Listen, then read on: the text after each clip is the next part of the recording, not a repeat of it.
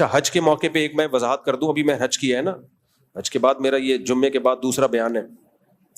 میں نے وہاں احرام میں بیان کیا تو بہت سے لوگ کہہ رہے ہیں مفتی صاحب نہا تو لیتے, بال تو بنا لیتے, کتنے گندے لگ رہے ہو.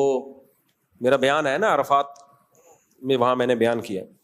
تو دیکھو حاجی اللہ کو گندا میلا ہی پسند ہے. احرام کے بعد صابن سے نہانا بولو منع ہے. احرام میں آنے کے بعد بالوں میں کنگھی کرنا منع ہے. احرام میں آنے کے بعد, اچھا ایک نے کہا ننگے سر بیان کرتے ہوئے شرم نہیں آ رہی کو, جس طرح کے الفاظ کیے.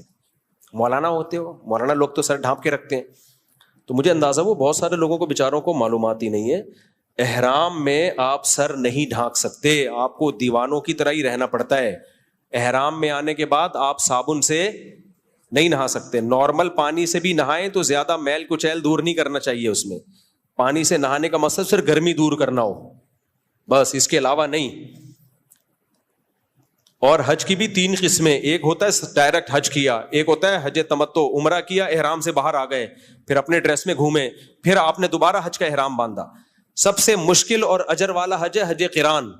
اس میں یہ ہوتا ہے کہ آپ جب گئے نا یہاں سے سعودی عرب, آپ نے احرام باندھا اور نیت حج عمرے دونوں کی.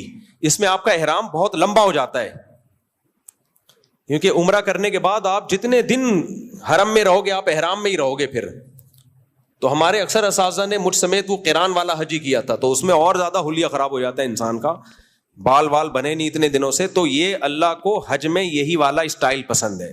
حج میں پرسنالٹی کیا کرنی ہے بولو, سائڈ پہ رکھ کے آنی, اور گرمی میں پسینے وسینے. تو اللہ ہم تو بہت کمزور ہیں. ہمارے جو اپنے بڑوں کو ہم نے دیکھا ان کا تو بہت لمبا احرام چلاتے ہیں وہ, کیونکہ اللہ کو احرام کی حالت پسند ہے. دیکھو اسلام کو صفائی ستھرائی پسند ہے, میل کچیل پسند نہیں ہے. لیکن حج میں یہ معاملہ کیا ہو جاتا ہے الٹا. حج تو دیوانگی کا نام ہے نا. خوشبو لگانا اسلام کو پسند ہے, یہ اوائڈ کرنا خوشبو پسند. تبھی تو ہم نے خوشبو لگائی. ابھی احرام میں خوشبو پر پابندی. لنگوٹ باندھنا اسلام کو پسند ہے یا سلے ہوئے کپڑے؟ سلے ہوئے. ہمارے نبی نے ہمیشہ سلے ہوئے پراپر ڈریس پہنا ہے. احرام میں آپ سلا ہوا کپڑا نہیں. چپل, آپ وہ چپل جس سے آپ کی ہڈی ڈھک جائے, جوتا نہیں پہن سکتے آپ, کینچی چپل پہننی پڑتی ہے. کتنی ٹینشن ہے اس کینچی چپل میں, چلنا کتنا مشکل. اور وہ 3 گھنٹے اس چپل میں ہم چلے ہیں. پیدل تو چلنا پڑتا ہے انسان کو.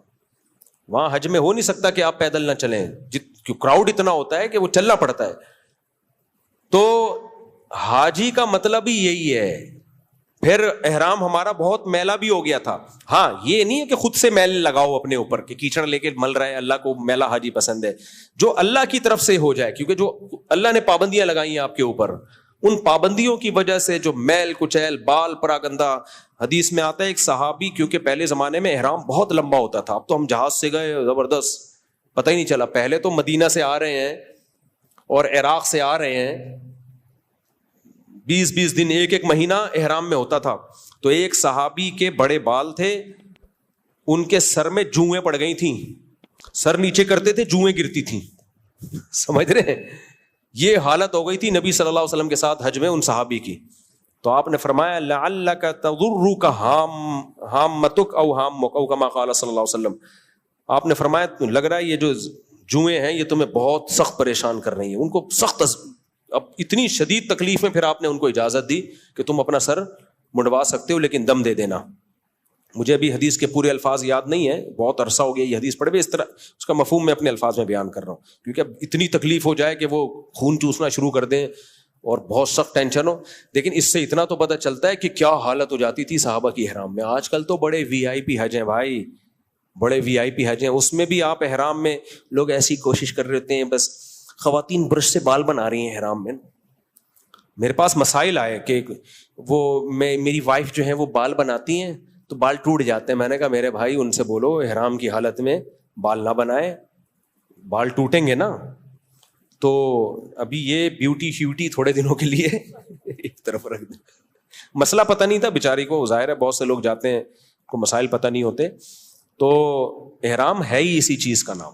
اور یہ میں اس لیے بتا رہا ہوں جب حج کریں تو یہ ساری چیزیں کھوپڑی شریف میں پہلے سے بٹھا کے رکھا. حج دیوانگی کا نام ہے, حج پرسنالٹی, اور ایکچولی وہ یہیں بیٹھے رہے اپنے آفس میں, ان کو حج کرنے کی ضرورت نہیں ہے. حج نام ہی دیوانگی کا ہے.